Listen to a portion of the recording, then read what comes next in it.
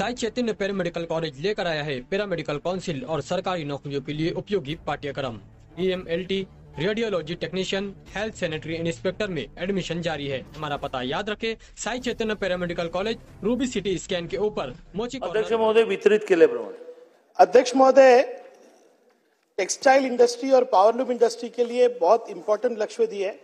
मैं सबसे पहले सम्माननीय चंद्रकांत दादाजी का धन्यवाद करूंगा कि इस लक्ष्यवेधी के रिप्लाई में ही उन्होंने कहा है कि जो नई सब्सिडी यानी कि पावरलूम को 27 HP के ऊपर 75 पैसे की सब्सिडी और 27 HP के नीचे 1 रुपए की सब्सिडी के मिलने में जो दिक्कत हो रही थी वो ऑनलाइन एप्लीकेशन की थी, वो आपने अट निकाल दी, इसके लिए आपका धन्यवाद। लेकिन मेरे 2 प्रश्न इस पर है। एक कि आपने बहुत ही सिंपल तरीके से समझाया था, जैसे मोबाइल होता है, अगर आपके पास ऑलरेडी एक मोबाइल नंबर है तो आपको टॉपअप किया जाएगा। पूरा इंडस्ट्री आपसे सुनना चाहती है कि ये बहुत ही सिंपल होगा। जो 21,100 हमारे कंज्यूमर है भिवंडी में ऑलरेडी एलिजिबल फॉर सब्सिडी है, उनको कोई अप्लाई करे बिगर ये जल्द से जल्द, यानी आप अभी आज बताएंगे कि कितने दिनों में आप ये सब्सिडी शुरू करने वाले हैं। दूसरा, 15 मार्च 2024 को आपने जो है परिपत्रक निकाला था। मैंने आज माहिती ली है कि ये जो नई सब्सिडी आप देने वाले हमारे लक्ष्यवेधी के बाद, उसका पर मंथ टोटल आ रहा है 13.5 करोड़, यानी भिवंडी शहर को आप हमारे 21,100 कंज्यूमर को पर मंथ 13.5 करोड़ देने वाले हैं और साल का 160 करोड़ देने वाले हैं। ये जो हमारा नुकसान होगा, अगर हमको आप सब्सिडी जुलाई या अगस्त से लगाओगे तो हमको हर मंथ का नुकसान होगा। मेरा आपसे निवेदन है और प्रश्न भी है, क्या ये सब्सिडी आप 15 मार्च 2014 जब आपने परिपत्रक निकाला, आपने कहा था इमीडिएटली सब्सिडी मिलेगी, तो क्या तब से मिलेगी क्या? और मैं आपसे कहना चाहूंगा दादा, आपने बहुत अच्छा इनिशिएटिव लिया, आपने कमेटी बनाई, हमने आपको ये कमेटी की रिपोर्ट दी, उसमें से एक सुझाव आपने लिया है, अभी 23 सुझाव बाकी है।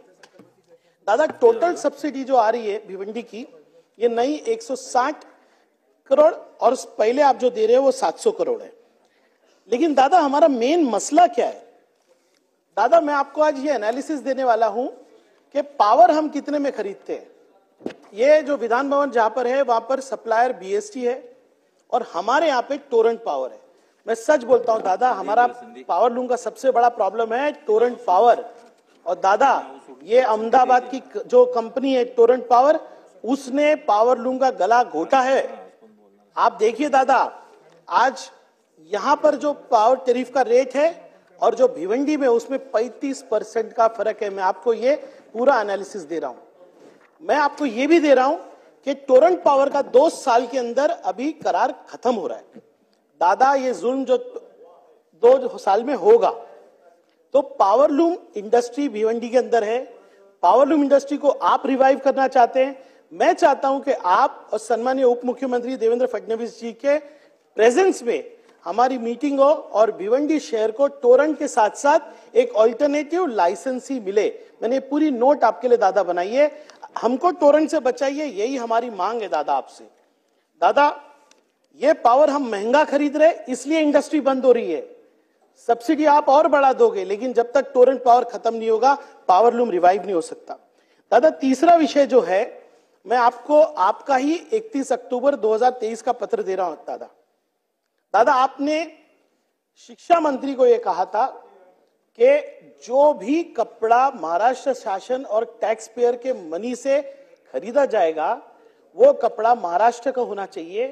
और जो स्कूल यूनिफॉर्म का 140 करोड़ का टेंडर है, वो आपने निवेदन किया था और वो बिल्कुल एकदम रास्त था कि वो पावरलूम कॉर्पोरेशन को दिया जाए। लेकिन आपके ही कैबिनेट मिनिस्टर ने आपकी एडवाइस नहीं मानी, हमारी मानी नहीं, आंदोलन नहीं सुना और उठाकर ये कपड़ा एक कंपनी को दे दिया।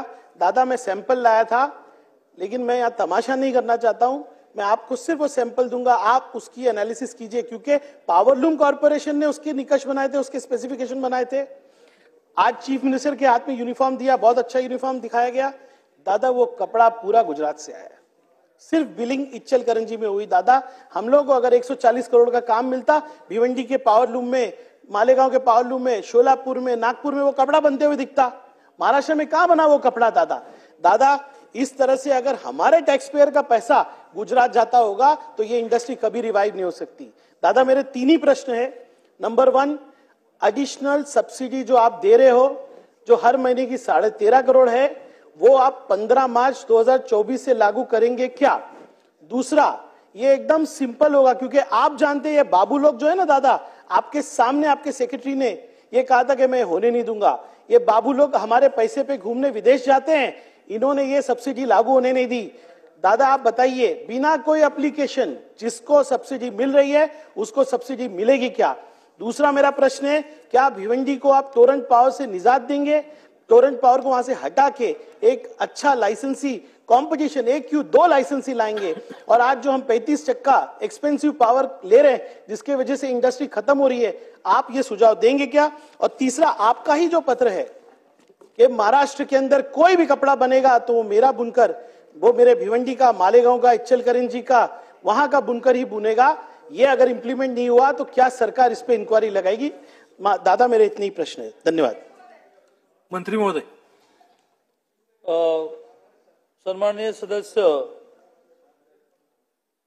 रईसजी हे स्वतः आपण एक यंत्रमाग धारकांच्या समस्यांचा अभ्यास करण्यासाठी आणि उपाय सुचवण्याची समिती जी गेली होती त्याच्यावर सदस्यही आहेत आणि त्यांनी खूप याच्यावर काम केलं आहे। त्यांचा पहिला मुद्दा जो आहे की आपण बरेच वर्ष, जितनी मेरी याद है कि 10-12 साल से विषय चला, 27 हॉर्स पॉवरच्या वरती ऑलरेडी आपण सबसिडी देतो, त्याच्यात ॲडिशनली 75 पैसे द्यायचे आणि 27 हॉर्स पॉवरच्या आधी देतो, त्याच्यात ॲडिशनली 1 रुपया द्यायचा।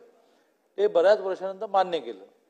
आता तर टेक्निकल मुद्दा असा आहे की आपलं म्हणणं असं आहे की या निमित्ताने जे 14 लाख यंत्रमागधारक आहेत त्याचा एकदा डाटा एकत्र यावा म्हणून आपण एक रजिस्ट्रेशनची अट घातली। ती फार कठीण नाही आहे, पण सगळ्यांचा दबाव पाहता आपण आता हा निर्णय केला आहे। फक्त तो निर्णय कॅबिनेटच्या मीटिंगमध्ये आपल्याला न्यायचा आहे, त्याची फाईल तयार झाली आहे की रजिस्ट्रेशन ह्याने न करता ऑनलाईन या सगळ्यांनाही सबसिडी मिळावी।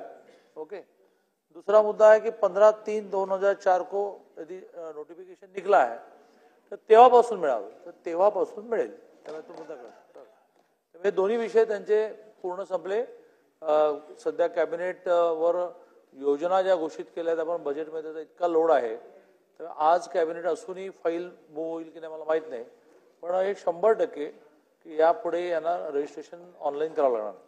आता हा जो टोरेंटचा विषय जो मध्ये मी भिवंडीला प्रवासाला गेलो असताना मलाही जाणवला, परंतु तेच मान्य करतायत की अजून 2 वर्षाचं त्यांचं ॲग्रीमेंट शिल्लक आहे।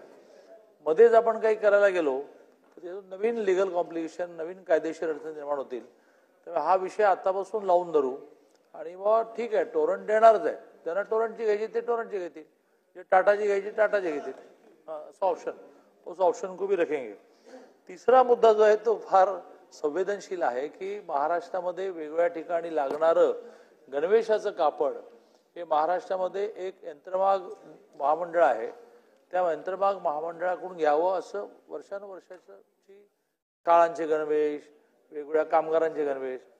यावेळेला सुद्धा ह्यांना टेंडरमध्ये पार्टिसिपेट केलं होतं, मला आता नीट माहिती नाही, परंतु काही टेक्निकल अडचणी आल्यामुळे टेंडरमधून ते बाद झाले।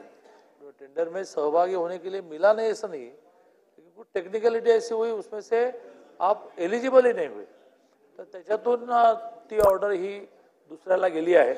पण माझं व्यक्तिशही म्हणणं असं आहे की जोपर्यंत आपण सरकारी कामासाठी लागणारं कापड हे महाराष्ट्रातल्या यंत्रमाग धारकाकडून घेत नाही तोपर्यंत यंत्रमाग धारकांना कापडाला मार्केट चांगलं मिळणार नाही। आणि मी सुद्धा त्यांच्या बरोबरीने या विषयामध्ये, कारण आमच्या खात्यामध्ये प्रामुख्याने यांना सवलती देण्यात येतं, यांनी सवलतीच्या आधारे चांगला बिझनेस केला त्याला मार्केट देण्याचं काम हे सगळ्या वेगवेगळ्या डिपार्टमेंटचं आहे, पण त्यामध्येही मी लक्ष घालतो। सन्मान्य सदस्य यामिनीताई।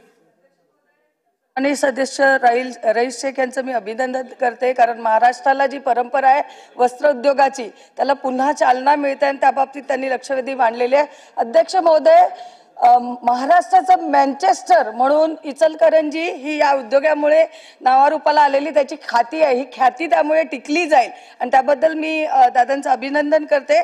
पण मालेगाव जसं भिवंडी आपण बनलं तसं मालेगाव आणि वर्धा सुद्धा त्याच्यामध्ये जे आपण विजेच्या बाबतीत म्हणाल तर ते एकत्रित महाराष्ट्राच्या सगळ्या बाबतीत व्हावं. दुसरी गोष्ट, निवेदनामध्ये मंत्री महोदयांनी हे म्हटलेलं आहे की खुल्या बाजारातील मागणी आणि पुरवठ्यानुसार सुताच्या दरामध्ये फरक येतो. तर या बाबतीत याच्यावर नियंत्रण ठेवण्यासाठी त्या दराच्या फरकासाठी शासन यंत्रमाग जे धारक आहेत त्यांना काय अनुदान देणार का, हा मंत्री महोदयांना माझा प्रश्न आहे. दादा. माननीय अध्यक्ष महोदय, हे खरंच आहे की महाराष्ट्रामध्ये शेतीनंतर जो रोजगार आहे तो प्रामुख्याने वस्त्रोद्योगमध्ये आहे. म्हणजे यंत्रमाग धारक जरी म्हटले तरी ते 14 लाख आहेत. या व्यतिरिक्त सूतगिरण्या, वेगवेगळ्या प्रकारची क्लस्टर्स आपण उभी केली. त्यामुळे सारखा प्रयत्न हाच राहिलेला आहे की ह्या उद्योगाला आपल्याला जास्त मदत केली पाहिजे. 2 प्रस्ताव गेले अनेक दिवस, विशेषतः 14 ते 19 मध्ये यातले दोन्ही प्रस्ताव हे जवळजवळ पूर्णत्वाकडे चालले होते. ताईंनी तर मुद्दा उपस्थित केला आहे तो धाग्याचा केला आहे की या कापड विणणाऱ्यांना धागा आपण सबसिडाइज रेटमध्ये द्यावा किंवा क्रेडिटवर द्यावा आणि हा धागा सूतगिरण्यांकडून खरेदी करण्याचं काम यंत्रमाग महामंडळाने करावं. हे काही दिवस चाललं महाराष्ट्रामध्ये, ज्याला आपण बीम म्हणतो धाग्याचा, तो आपण द्यायचो. पण नंतर ते काळाच्या ओघामध्ये बंद पडलं. त्यामुळे मी ताईंच्या मताशी सहमत आहे की एकतर सूतगिरण्यांना कापूस हा वर्षभर एकाच रेटमध्ये मिळाला आणि जर यंत्रमाग धारकांना धागा हा वर्षभर एका रेटने मिळाला तर ही इंडस्ट्री कुठल्या कुठे जाईल. आणि त्यामुळे 2 प्रस्ताव माननीय देवेंद्रजींनी मुख्यमंत्री असताना मांडायला लावले होते, तयार करायला लावले होते की कापूस आपण सरकार म्हणून खरेदी जो करतो त्यातला सूतगिरण्यांना लागणारा स्टॉक हा आपण मेंटेन करू आणि वर्षाच्या सुरुवातीला ज्या रेटमध्ये कापूस घेतला त्याच रेटमध्ये वर्षभर या सूतगिरण्यांना देऊ, फक्त ऍडमिनिस्ट्रेटिव्ह चार्जेस घेऊ, थोडं त्यांच्याकडून इंटरेस्ट पण कलेक्ट करू. तेच आपल्याला या यंत्रमाग धारकांना लागणाऱ्या सुताच्या बाबतीमध्ये, धाग्याच्या बाबतीमध्ये करावं लागेल. आगामी काळामध्ये यावर नक्की आपण प्रयत्न करू. पण ज्याची मागणी झाली नाही अशा 2 गोष्टी मी या धंद्याला आनंददायी मानतो. एकतर जसं आपण सूतगिरण्याला प्रति चाती 5,000 रुपये लोन दिलं आणि ते विदाऊट इंटरेस्ट दिलं, आपल्याला माहिती आहे. तर तेच यंत्रमाग धारकांसाठी सुद्धा करताना 5% आपण त्यांच्या इंटरेस्टमध्ये रिबेट डिक्लेअर केला आहे. मी नव्याने माननीय मुख्यमंत्री महोदयांशी आणि दोन्ही उपमुख्यमंत्र्यांशी बोलतो की जर आपण एवढ्या मोठ्या सूतगिरण्यांना इंटरेस्ट फ्री लोन देतो आणि ते 10-10, 12-12 कोटी मिळालं प्रति चातीप्रमाणे उद्योग वाढवायला, यांनाही आपल्याला असं इंटरेस्ट फ्री लोन द्यायला पाहिजे. कारण त्यांना लागणारी अमाऊंट जी आहे ती सूतगिरण्यांच्या मनाने कमी आहे. तर असा 5% रिबेटचा तो विषय आहे. परंतु बरोबरीने यांना इंटरेस्ट फ्री लोन देता येईल का? कारण यांचा मोठा प्रॉब्लेम असा होतो की यांचा कापड मार्केटमध्ये जाऊन पैसे यायला वेळ लागतो आणि त्या कालावधीमध्ये यांचं सगळं भांडवल अडकून पडतं. त्यामुळे यांनी दोघांनी पण आणि आणखीन काही जण बोलणार असतील, न केलेली अशी एक मागणी सारखी येते आहे की आम्हाला इंटरेस्ट फ्री लोन द्या. तर याही बाबतीमध्ये सरकार सकारात्मक आहे. अध्यक्ष महोदय, खरं तर